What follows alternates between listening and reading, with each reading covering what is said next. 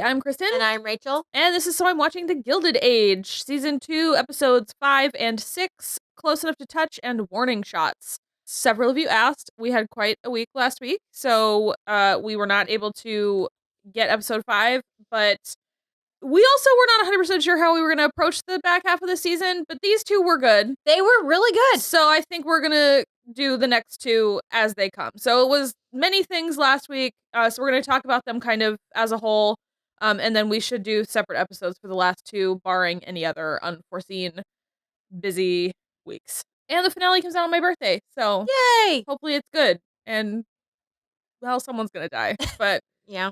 Where do you want to start? Do you want to get the union stuff? Sure. Okay.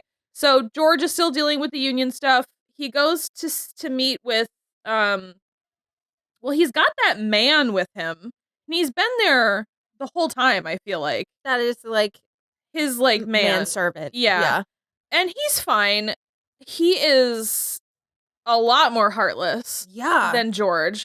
So he's still doing all that. He goes to see the, like, foreman of the mill again or whatever and is like, please, can't we do this, like, differently? Can't you, like, you know, get them to bend or whatever? And he's like, you are the one that needs to bend. You, like, we need more money. And they're shooting for this 8 hours of work, 8 hours of sleep, 8 hours to do whatever you want, which is what we basically do now. Mm-hmm. Which, like, honestly, it's so good that ever happened. At this point, I'm like, how about if it's like 4 hours to work? And then, like, however many hours I want to do whatever I want. But yeah, so he is meeting with him, and all of a sudden he's like, oh God, he's got a family. They all have families. Yeah, and when they were in the carriage, George was like, he had his family there with him. Shouldn't they be at school? Shouldn't the children be at school? No, they have to work because they're poor. So only the eldest son is working, but I'm sure that the little ones are not far behind. Well, they're not doing anything because he was like, is there even a school here? And his man was like, I don't know and I don't care. But George, like, can't stop thinking about it. Well, and at this point, little kids are still working in factories, right? Yeah, probably. Because I don't think that we had really any kind of true protections for child labor until well into the 1900s. Yeah. I mean, that is potentially true. I don't think that those kids are working because their dad's the foreman. Right. They're not, but some of them are. I'm sure. So it is. The screaming baby is eventually going to stop screaming and just pick up a matchbook and start picking out matches. So just walking around town. So that is, you said it was very as the father of a daughter energy, where it's like, well, you're people too? What? So they like are having the standoff at the mill, and the National Guard is there literally saying, we'll mow down every single one of you to get scabs in this workplace. And George is like, and he really leaves it till the last second. It was very like, oh yeah. So he tells the National Guard to stand down. Because they have families. They're human men, didn't you know? It's I don't know. I was cheering the whole time, just being like, come on, George. Yeah.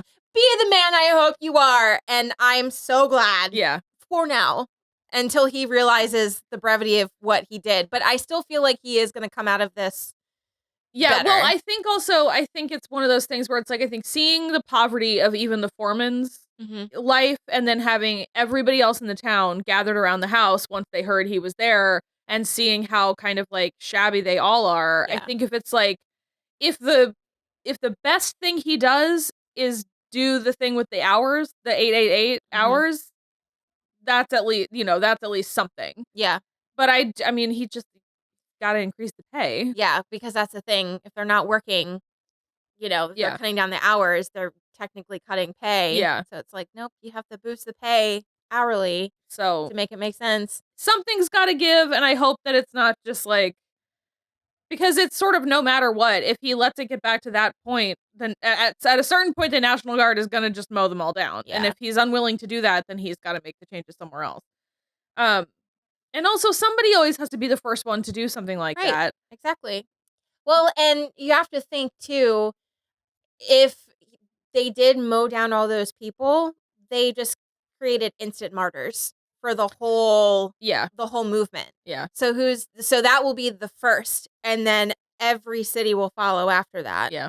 So, it's better to not have a bunch of dead people. Well, for sure that, and then also, what's to say the scabs don't eventually get, like, well, you're not paying me enough to do this anymore either. Well, and who's to say that if they all died, like that all the those scabs would be wouldn't willing. be like, Yeah. well, I'm not doing that, because how could you kill those men in cold blood for that? Yeah. So Agreed. because it's one thing to agree to do something like that, but when you're seeing it happen, that's a completely different experience. Well, and I think because you said it too, but I think like George seeing the foreman's son on the line there, like holding a pitchfork or whatever too, like in defense, he was like, oh no. That could be my Larry. That could be Larry.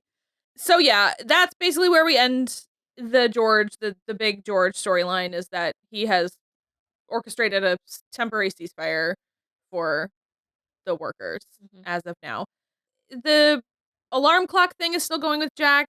He tries to apply for a patent and they tell him no because he's not a member of a horological society, which is sort of insane to me that you would have to be in one in order to make make something. Just gatekeepy. Just the girl bossing and gatekeeping. Yeah. So he's pretty disappointed. The cook, what's her name, Mrs. Bauer? Yeah. She's like, well, why can't he just join one of these societies? Horological. He's pretty bummed. He's still making time with Adelheid, and the maid in the Van Ryn house is like being nice to him again, like friendly. She hasn't been like off with him the whole season, this season, but they had that weird thing last season. I don't know. Bannister looked like he was considering something. Yeah. And he was like, don't give up. And then he was like, but how am I supposed to? So, but Bannister was very much like, so it'll be interesting to see. Yeah.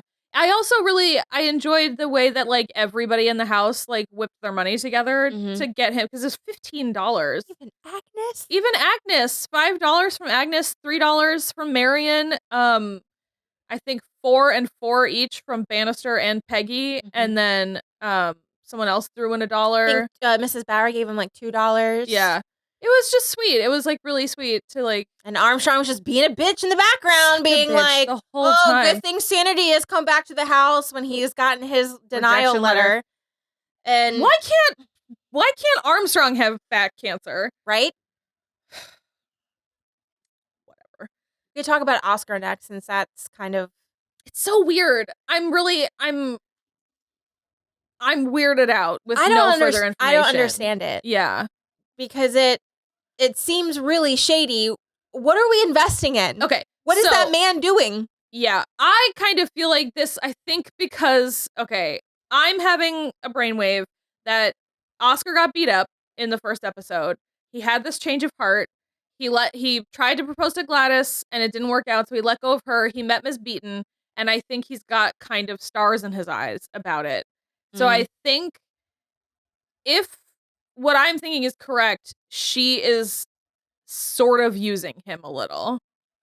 Because what it seems like to me is sort of a scam where it's like, here's like, if you invest, but the people asking for the money have to seem reluctant about it. Where like the man that she took him to see was very reluctant about it. And she kept on saying, I hope I'm not in trouble for like telling him all of this stuff about like what's going on with the business. And then Oscar was like, what if I wanted to invest? And so he was like, well, okay, I guess. And then he gave him back his like returns, which were astonishing, according to Oscar. And then Oscar was like, what if I wanted to be a principal investor? How much money would you require for that? And then he went away and without cashing the original check, brought back a bunch more money and was like, now I'm principal investor. And then there was that botanical garden thing that Dashiell set up. And she was like, I have to go and pack. And he was like, I'll see you soon. And I can't wait to see you or something. And she goes, I hope that's true. Shady. Yeah. Well, and then I think it's interesting that Crowther's turn of phrase was, she's an innocent. Yeah. About Maude. Is she? That's what I'm not sure, because I did think so at first that she was, and that's why when Oscar was like, I'm a banker, I can look at your stuff for you.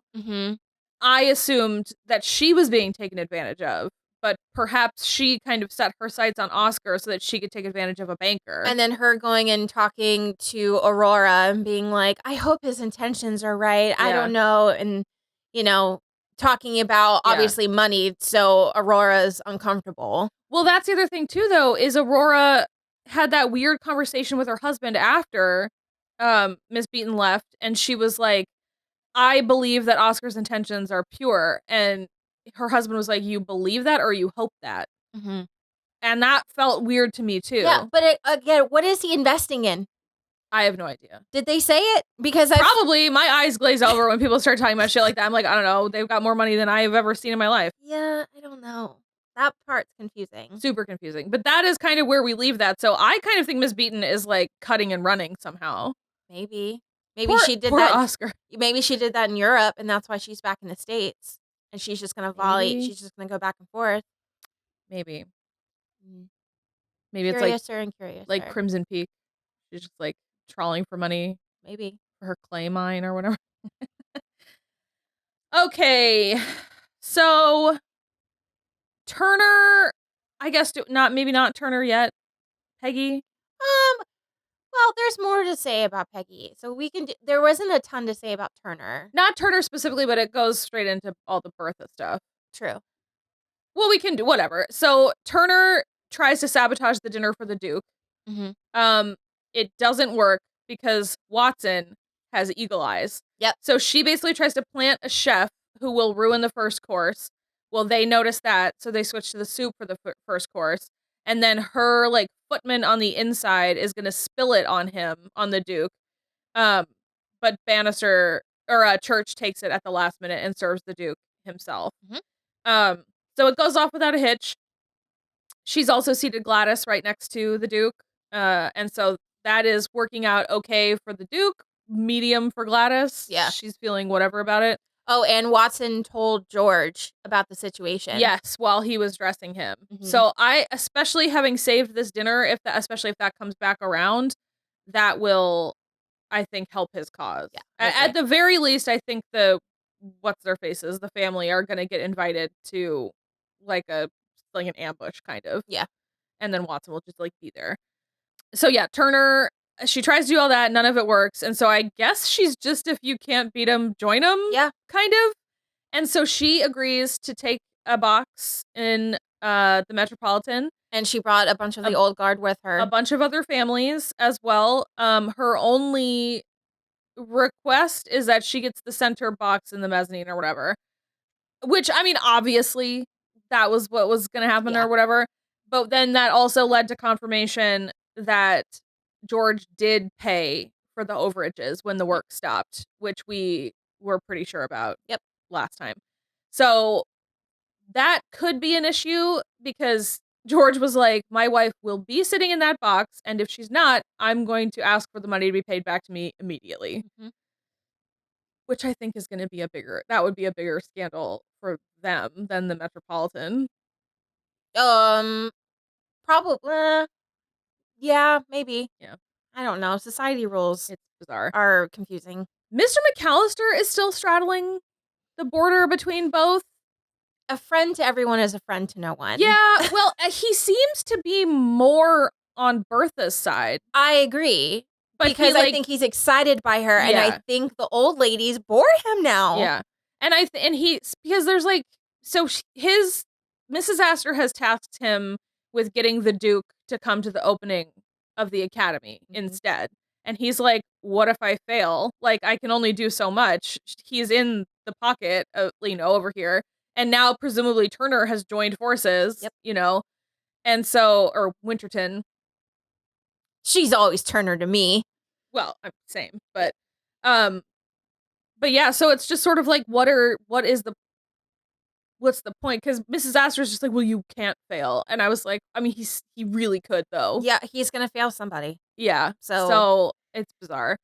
Right now it seems to be going really in Bertha's favor, but it is sure to I feel like he just needs to hedge his bets with Bertha more securely to feel okay walking away from Mrs. Astor. Yeah. Because Bertha doesn't know that he's still taking meetings with them, does she? No, she doesn't know that he's playing for them too. Yeah. Yeah. I feel like he only kind of is. Yeah. I feel like he hasn't accomplished anything for Mrs. Astor. Well, I don't think Mrs. Astor has really asked him to do anything. Yeah. Like, I think that she thinks that she can do it all herself, and now she realizes she needs more boots on the ground. Yeah.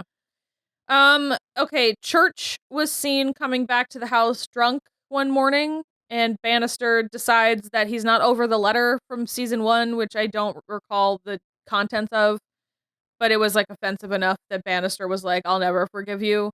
So he writes a letter to George telling him that his servant was stumbling in drunk the day before. And then he finds out that it's because his wife died on that day 40 years ago. 30 years ago. From the Spanish influenza or smallpox of the 54. Cool, look at you. Sometimes random things stick in my brain. Much better than me today. And so Bannister then obviously feels super bad, and then he has to go to church, and he makes up a story so that he doesn't make church feel worse. That was really smooth. It was pretty smooth. And he's like, I just need the letter back. I'm so embarrassed. I can't believe I would have ever said anything about, Mrs. Russell to her husband like that. It's crazy. Like, please let me have the letter back. And he does. And then at the end of the episode, he's like, I just want you to know that thing I said I would never forget, it's forgotten. Like, don't even worry about it. Yep. And I liked that. Me too. I want them to be they need to be pals. Yep. Yeah. Do you want to do Peggy or Marian? Let's do Peggy first because Marian was second. Okay. So Peggy and Mr. Fortune are still in Tuskegee. In episode 5, yeah. Yes, and they're having the best time talking to all the students, and Peggy is with the girlies, and they're telling her that she needs to come, teach a journalism class and all this stuff. And then David, who is the fellow that we met, who helped build the building, his mother owns a restaurant. Yeah. Oh, you're right. Uh-huh. Oh. And then and the restaurant seems incredible too. Yeah. Like Peggy and Mr. Fortune are like couldn't eat another bite. Yeah, and so his plan is because he wants to be a farmer and he wants to give the harvest to the restaurant. Yeah. So we're having a great time in the restaurant until the whiteys show up and ruin everything. The whiteys. And they make a point to say David's mother's last name is Sturt. Yeah. And then one of the men that come in that are harassing B he is Mason Sturt. Yeah. So he very much is like, things ain't different. Mm-hmm. Go get me something out back. And so Peggy was also just picked up chicken off someone else's plate, bit it and threw it into the fire.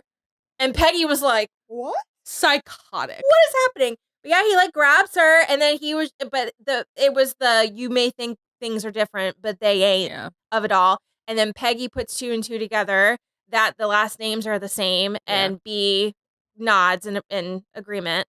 Yeah. And so Mr. Fortune stands up and tells them to stop. Very calmly. Again, I know. It's like it doesn't make any fucking difference. I know. And so they kind of get into it. Luckily, we didn't get any N-words. I was so happy. I was so scared. Julian Fellows is not allowed. No, to he's put not. that in a script. No, I was so scared. Not allowed. I mean, Alabama, if there was an American director doing this, it would just all over the place. Yeah.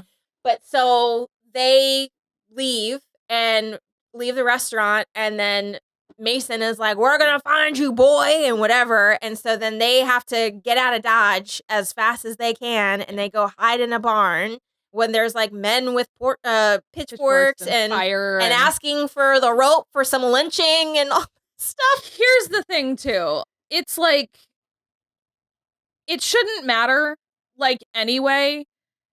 And I'm only bringing it up because the white people are so at fault. They were so dirty. Oh, yeah.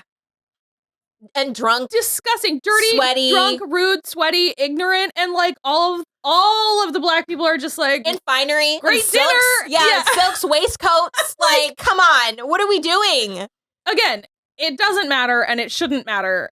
But at the same time, who are the real animals here, guys? I'm like, aren't you embarrassed? Are you embarrassed walking into this delightful establishment?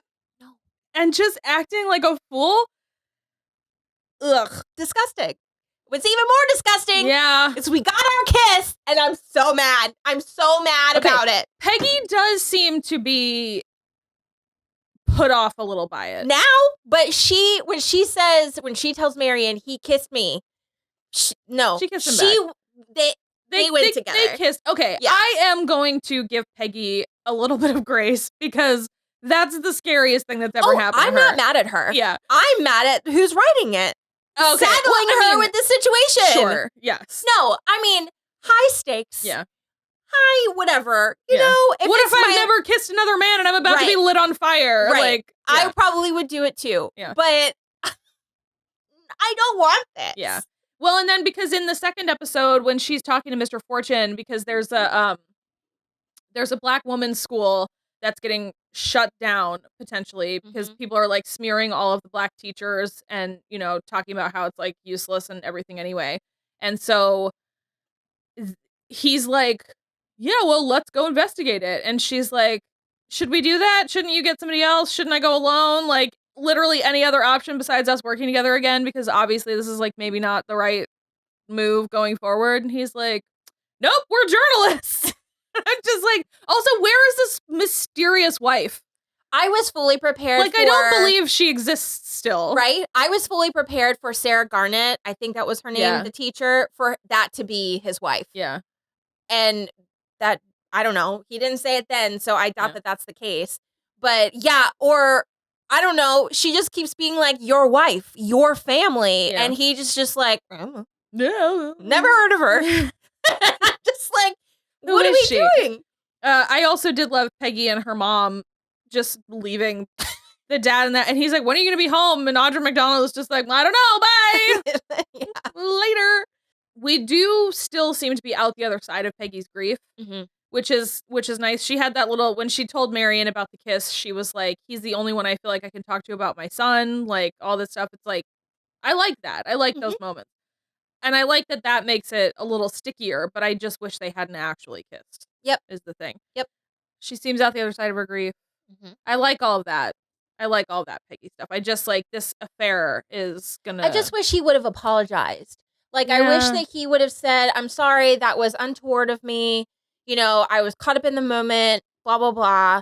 You know, you don't deserve that. Yeah. You know, I'm a married man, blah, blah. But he just doesn't. Yeah. Doesn't touch on it at all.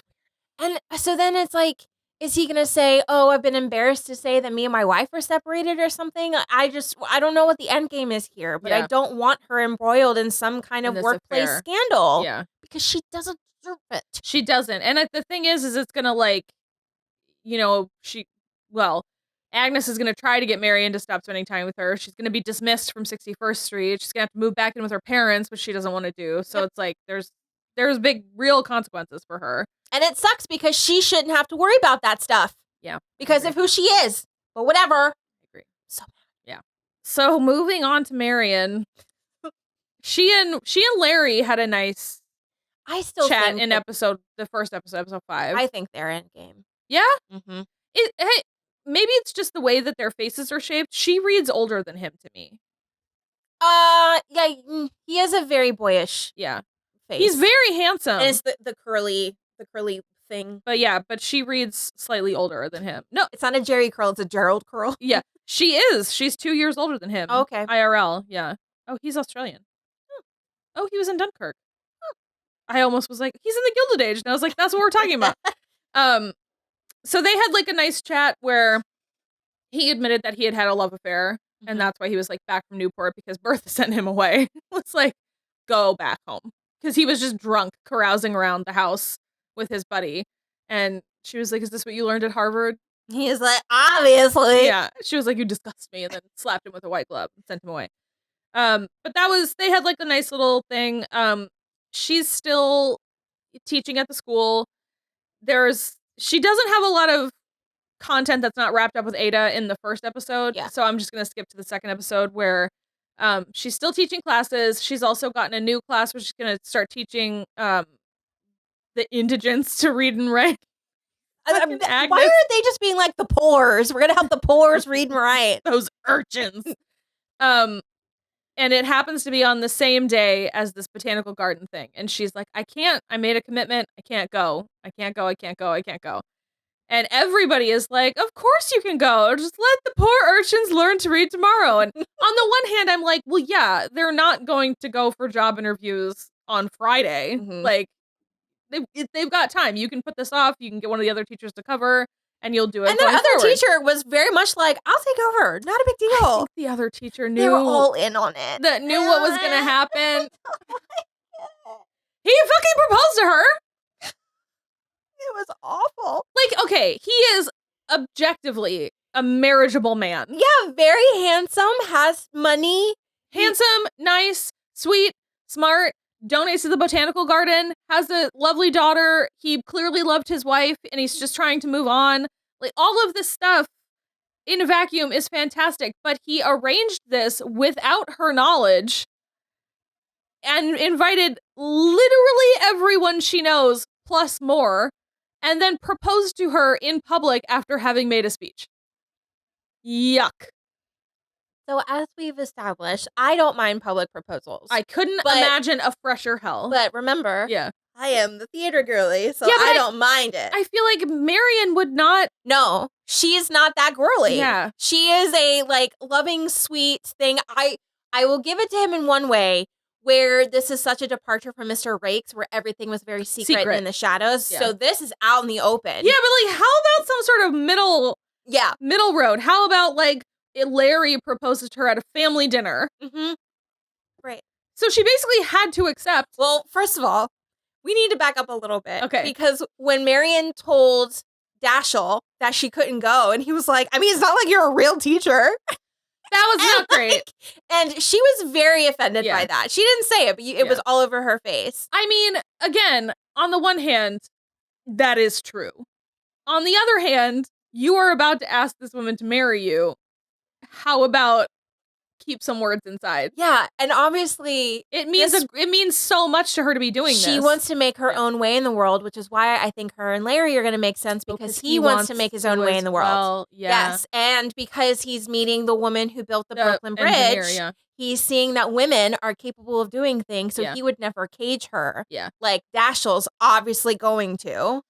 Yeah. Because once that ring is on that finger, he'd have her on her back, like, and never doing anything except keeping house, and disgusting. But so when he says, "Will you marry me?" It is silent for like a full 60 seconds, which doesn't sound like a lot, but it is endless when someone is not answering a proposal. And Agnes just goes, "Bravo!" And then everyone, she's like, she didn't say yes yet. She didn't accept him, and she goes, "Oh, she will." And then there's because she has to, because it's so public. Well, she looks at Francis, and Francis is looking at her with her pleading eyes, and then she says, "If you want me to." It's not good. It's not good, y'all. Oh no. Yeah. If I were Dashiell, I'd be like, "I'm sorry, I'm gonna need you to clarify." Yeah. On that one. Yeah. I think the most public proposal I would have said yes to was in front of my family. Like Maya and Will's family. I think that's the majority of the people that were there. It's all family. Everyone's all fucking cousins. Cousins and stuff. Yeah. There was like a handful of probably some friends, but I think the majority of them were family. I'm not a fan. Yeah, and then when Larry's like, "You should be celebrating," and she's like, "What? For what?" And he was like, "You're engaged," and she goes, "Oh, right, I am. I forgot." Oh no. Gladys has finally realized that she's in sort of like a meat market. Yeah. Essentially. Because Larry was like, "You are the prey and they are the predators." I mean, it's true. Yep. And then also you mentioned George asks Larry to go meet the man responsible for the Brooklyn Bridge. No one else is ever able to like meet him. He's never at the job site, XYZ, all of this. So he goes to the house and it turns out he's dead. I don't think he's dead. He's ill. He's just away. He's in Newport. Okay. So he's at the sea for his health. Sure. So his wife has been like running the whole show. Mm-hmm. Like she has built the Brooklyn Bridge. Yeah, because he got sick immediately after they got the job. Yeah, but like nobody can know because people would be like too scared to walk across it. A girl built the Brooklyn Bridge? Oh my. I don't know anything about engineering, and I feel like I could not build the Brooklyn Bridge, but I think I could like ford a small river. Like, I'm not incapable, please. Yeah. It's just ridiculous. So you're right. Larry was quite taken with the whole story, and he was like, that's cool, fantastic. I'll keep your secret. Well, he was like, "You understand engineering?" And she was like, "I am but a woman. I get it." But like, yeah. I think he mostly was just like, where did you go to school? Like, who, like, who even taught you this? Like, amazing. But he didn't seem like no. It was very, but it was very like mind blown emoji because it was a lady. Yeah. At some point, Marian has got to break it off with Dashiell. Yeah, there's no way it's gonna happen kind of quick. Because if we know one thing, breakneck speed. That it is breakneck. Well, yes, okay, which leads us to the final thing, which is Ada's marriage. They do get married. She goes back and forth a little bit because Agnes is like, I'm not coming. Oscar's not allowed. And she was a total bitch. I'll never, like, it's like, basically, I'll never speak to you again. And it's like, this is the reason you're going to be left all alone. Mm-hmm. Because you're being such a bitch about everything. Yep, and she went to Luke and was like, why are you taking her from me? Yeah. And he's like, I'm not. You are. Yeah. Yeah. So they got married, and it was lovely, and Agnes did show up at the last minute. And Oscar was there, and he walked her down the aisle. He did walk her down the aisle, which was sweet. I can't get around this Miss Beaton thing, because it seemed like she insisted Oscar defy his mother and come anyway. Because she was there with him when he showed up. She just said, I think you should do it anyway. And he was like, I'll only do it if you come with me. Well, somebody thanked her, and she was like, Ada thanked her for, like, bringing him. I think it was to the both of them for just coming. Okay. Yeah. I think that was him being like, I'm investing time. I want you part of my family. Okay. Fair enough. But yeah, it was a sweet wedding. They got her all done up. They, like, smartened up one of her dresses. She was wearing a veil with a really cute little flower crown on it. That was super sweet. It was a lovely wedding, super cute. They go to Niagara Falls for their honeymoon. And then they get back, and he immediately has cancer. Yep. Of the back, somehow. That's, like, how it presents. I'm sure it's, like, kidney or whatever, because isn't it back here somewhere? Kidney's back there, yeah. I don't know my organs. Yeah. No, they're higher than you think. They're like right at the bottom of your rib. Yeah. So I mean, if he's saying that he hurt his back carrying her across the threshold. Yeah. So I'm sure it's probably kidney cancer. Maybe. Or something. Well, I don't know. My mom's cancer, she hurt her, like, her back hurt also. Same with my grandmother. But it was like the bones. Like the cancer, like there was a hole in her bones. Well, and then the ovarian cancer was just like lower. Yeah. And so it was like right down at like the base of her spine. Yeah. Where she had that back pain.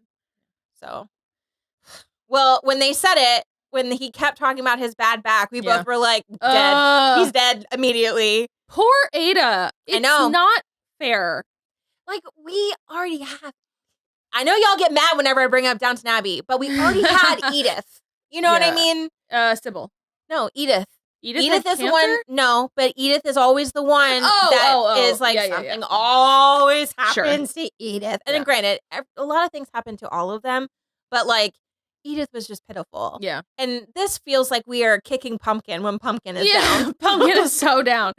Yeah, I don't love it. I did love that Ada was like, or Agnes was like, I have to get over there immediately. Mm-hmm. And then Ada just like absolutely went to pieces as soon as she saw her.